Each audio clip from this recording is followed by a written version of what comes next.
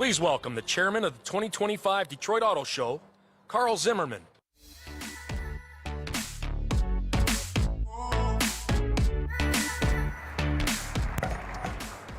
Thank you, and good morning, and welcome to the 2025 Detroit Auto Show. It's an honor to have Governor Whitmer and Lieutenant Governor Gilchrist of our great state of Michigan here with us today. Both have been great supporters of our auto show and our community of auto dealers, and we are extremely grateful for that. The state has partnered with this show for many years through the Michigan Economic Development Corporation and the Office of Future Mobility and Electrification. In fact, today and tomorrow, the state is presenting an exciting new program here. It's called the Future Leaders Forum. It's focused on cultivating the industry's next generation of talent by connecting university and high school students with industry experts and technology. You'll see many of these future leaders on the show floor here today. And now, it gives me great pleasure to introduce the Lieutenant Governor of this incredible state, the state that happens to be the home of the, hopefully, Super Bowl-bound Detroit Lions. The Honorable Garland Gilchrist. Lieutenant Governor.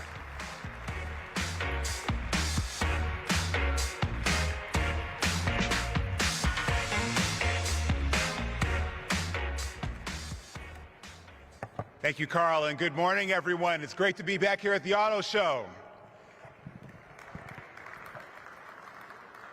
We are here to talk about the future of mobility, to talk about opportunities for everyone to be a part of that future.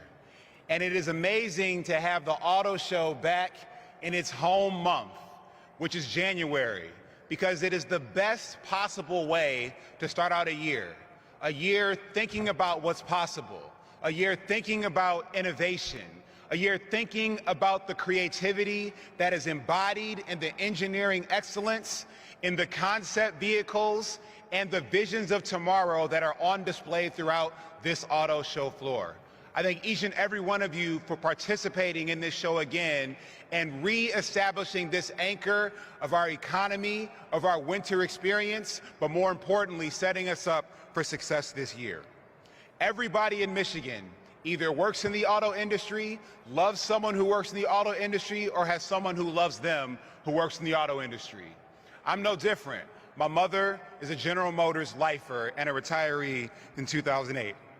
Our history of connection to this industry is a history that's about making people's lives better by connecting them, their goods, their ideas, their services, and their opportunities. So I want to thank all of the innovators who are here. I want to thank all of the educators who are here. I want to thank all of my fellow engineers who are here making this show possible. We have so much work to do, and we will do this work together. And I'm so proud that we can do it alongside leadership coming from the public sector, from the state level, from people like my partner in public service. Ladies and gentlemen, please welcome the Governor of the great state of Michigan, Gretchen Whitmer.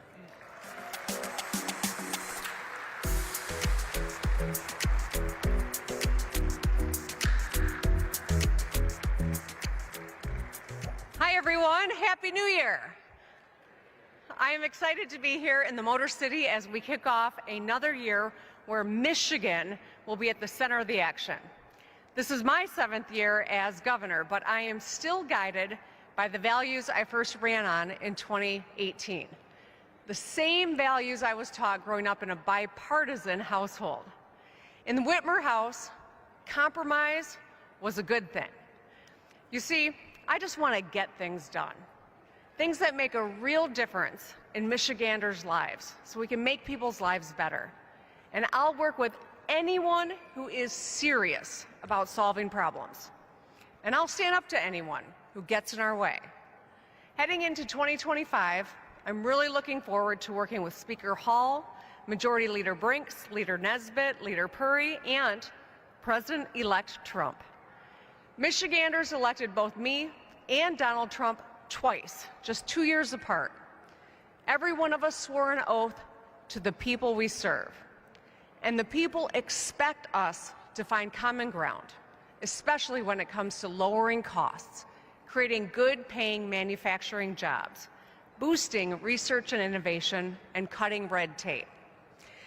Now, I don't want to pretend we're always going to agree, but I will always seek collaboration first.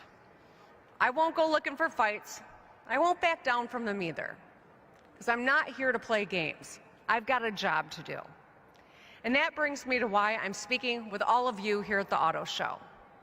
Usually I wait until my State of the State address to lay out an economic vision, but this could not wait. This is a serious moment. Right now, the future of the entire auto industry is at stake.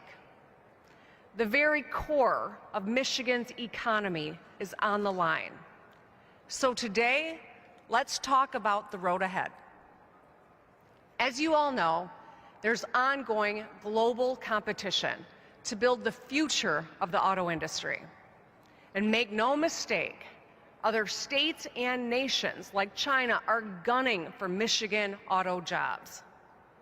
For America to win, we must all recognize that all of us are on the same team. Both our state and national economy depend on our ability to work together in Lansing and with our partners in DC. Today, almost 1.2 million jobs, 1/5 of Michigan workers, are employed directly or indirectly by the auto industry. Think about this. These individual jobs pay almost $72 grand. That's higher than the median household income.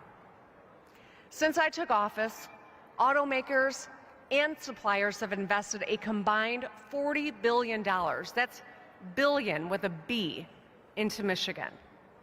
Today, we're home to nearly 1/5 of all North American auto production. We also have the highest concentration of engineering talent, more than 1,000 independent auto suppliers and 62% of all American R&D spending in the auto sector. Everyone knows someone whose family and future relies on Michigan making cars and trucks. And that includes every one of us in this room. We all know just how much our economy relies on the auto industry. And that's why I'll fight alongside any company that invests in Michigan and creates jobs in Michigan. Together, we can support Michigan workers, from UAW men and women on the assembly line to countless others in R&D, engineering, design, sales, and more. In short, if the autos succeed, Michigan succeeds and America succeeds.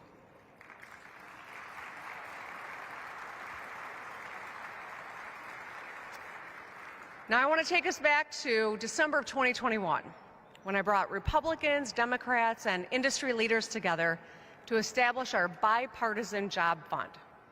It worked. We won billions of dollars worth of transformational projects. And since then, we've been building on this momentum, passing brownfield legislation, making it easier to convert abandoned buildings into new, cutting-edge factories powered by the latest technology, modernizing Renaissance zones to lower costs for companies who invest in areas of our state that had been ignored, winning hundreds of millions of federal dollars to help manufacturers retool their factories and make sure today's auto workers can be a part of tomorrow's economy, including a new program for small suppliers that we'll be launching later this year. And on Monday, I stood with business leaders and signed bipartisan legislation to establish an innovation fund and an R&D tax credit. These new tools will launch hundreds of Michigan-based startups, create thousands of good-paying Michigan jobs, and increase collaboration with Michigan's world-class universities. Now, over the past 6 years, we have moved forward. But if we don't keep going, we will fall behind. Michigan is still the #1 auto state, but others have gained ground, especially in the South. They want to steal this vital industry away from us. But we're Michiganders, damn it, and we're going to fight, right?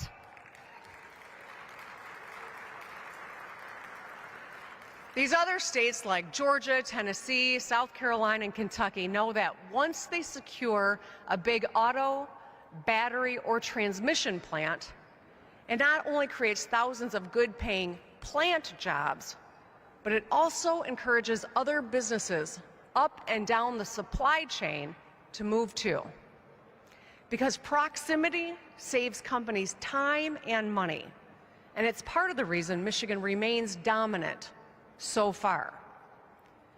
But make no mistake, these big factories have gravity.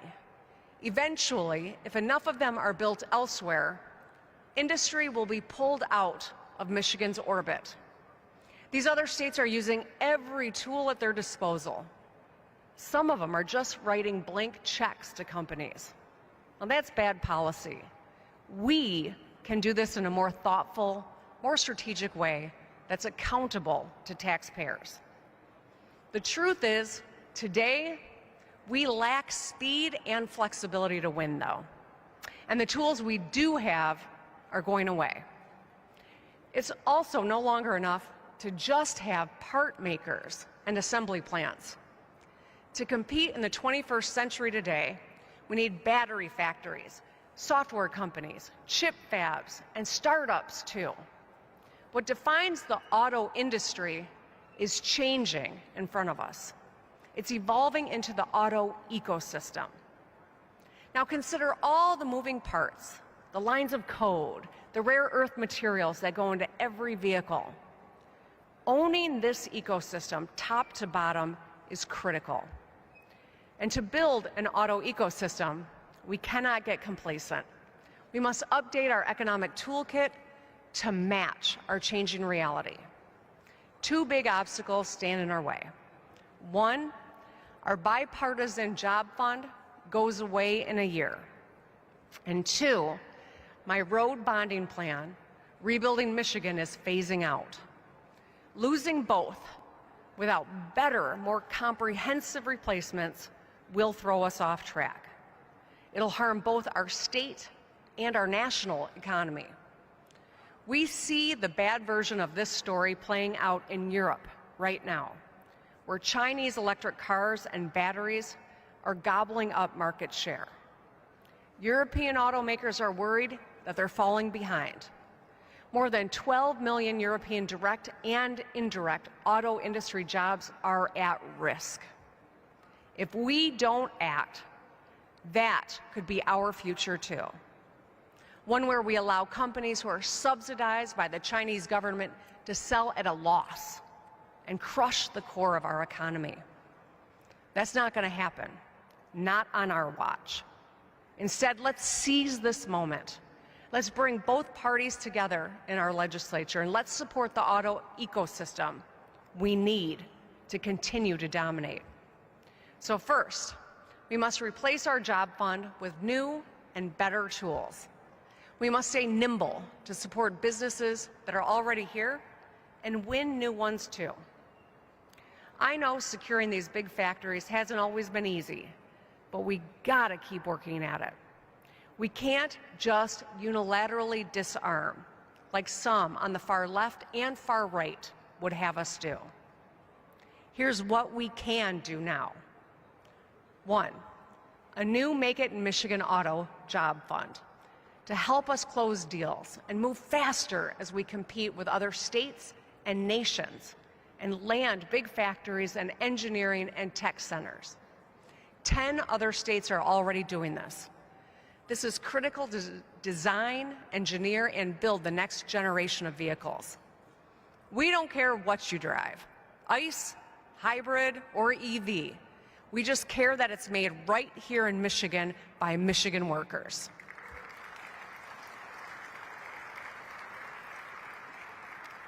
Two, a new payroll tax cut called Hire Michigan. So the more Michigan employees you hire and the better you pay them, the more you can save here in Michigan. My predecessor, Governor Snyder, had this idea first, and Senator Sam Singh, a Democrat, is carrying it forward today. It's not politics, it's common sense.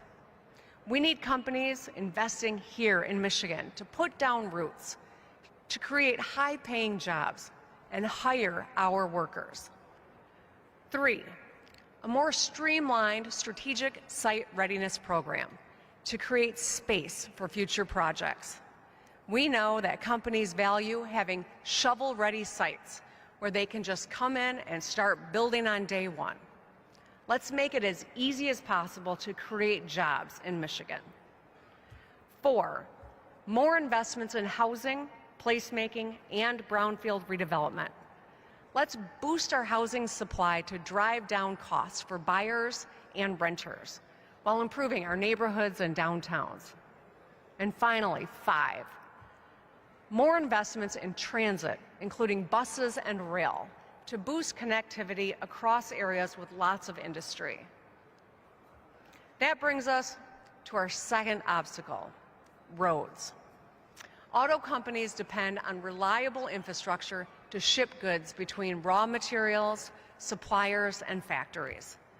The auto ecosystem we want to build is only as strong as the connections between all its parts. We need roads that are safe to help us attract people to our state, too. They can't be a punchline.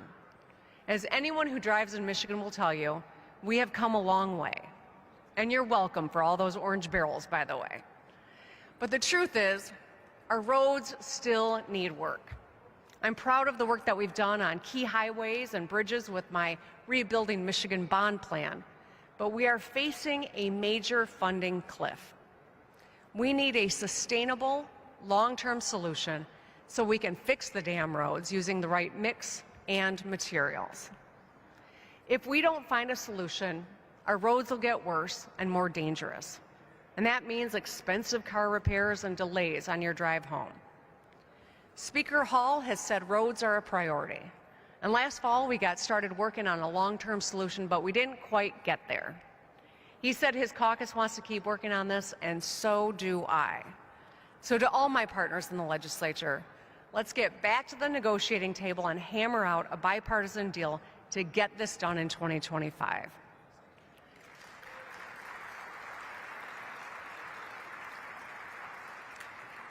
You know, it's not easy, but fixing the roads means we all need to recognize some hard truths. To my friends in the GOP, fixing the roads in a sustainable way means looking for new, fair sources of revenue. We can't just cut our way to better roads. Defunding public safety or public health is not the way to fix potholes. And to my friends, my fellow Democrats, fiscally responsible cuts will need to be a part of the solution too. Michigan families and businesses have already tightened their belts because of high costs. We should do the same and focus our resources on the stuff that matters most: roads, school, safety. Let us lead by example. Both parties will have to compromise to do this right, and that's the way it ought to be. I'm still open to suggestions on both roads and jobs, and I don't care where or who they come from, so long as they're serious. What the people of Michigan will not accept is inaction. So the only bad idea is no idea. Moving on. Another key player in our auto ecosystem is right across the water, Ontario. We share culture, crops, craft brews, and some would say accents. Michigan is the Motor City, and Windsor is the automotive capital of Canada. Detroit-Windsor is the busiest active border crossing in North America, driving more than a quarter of the $700 billion of annual trade between our countries. We are still two different countries, right? All right, thank you, Clinton. We've seen what happens when our connection is put at risk. We saw the blockade of the Ambassador Bridge in 2022 and how hard it hit our auto and ag businesses. Hundreds of millions of dollars move across that border every day. And while we may not agree with our Canadian neighbors about everything, I'm proud of the relationship that we've built through agreements on cross-border electric vehicle testing, supply chains, trade, and job creation.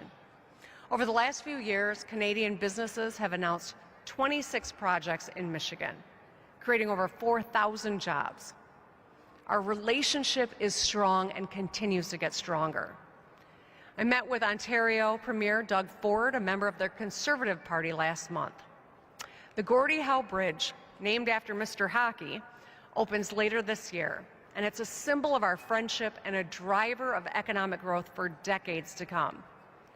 There's been a lot of talk about tariffs recently. I want to be clear, I am not opposed to tariffs outright, but we cannot treat them like a one-size-fits-all solution. And we certainly shouldn't use them to punish our closest trading partners. Doing so hurts all of us, damaging supply chains, slowing production lines, and cutting jobs on both sides of the border. Think about this.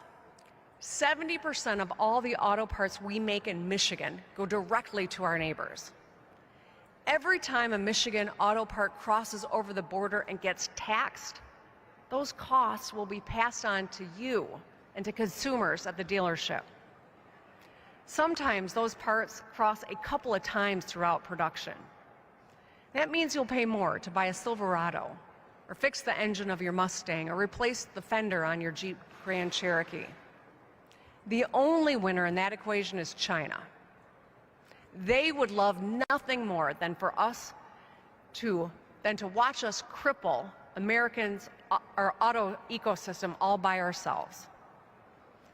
This is a matter of national security. We cannot let that happen. And that's why my office has been in active discussion with Premier Ford's team and leadership from the Liberal Party to explore ways we can collaborate on tariffs, lower the cost of doing business, and protect Michigan's industry and consumers. Let's renew our commitment to a stronger relationship with our neighbors. And let's build a stronger auto ecosystem. And let's take on China together. Today, I've spoken about the road ahead, and I'm optimistic about our future because I know the journey that we've been on to get here. Over the past 6 years, I've signed more than 1,400 bipartisan bills and 6 balanced budgets. And to those who are keeping score at home, nearly 1,000 of those were under a Republican-controlled legislature. Since I took office, we've cut taxes by $1 billion for seniors and working families, secured nearly 40,000 auto jobs, built 50,000 units of housing, fed students free breakfast and lunch at school, replaced tens of thousands of lead pipes, and fixed nearly every major freeway. Our rainy day fund at an all-time high. State revenues are strong, GDP is up 35%, our credit rating is up, educational attainment, family wealth, and incomes are all up too.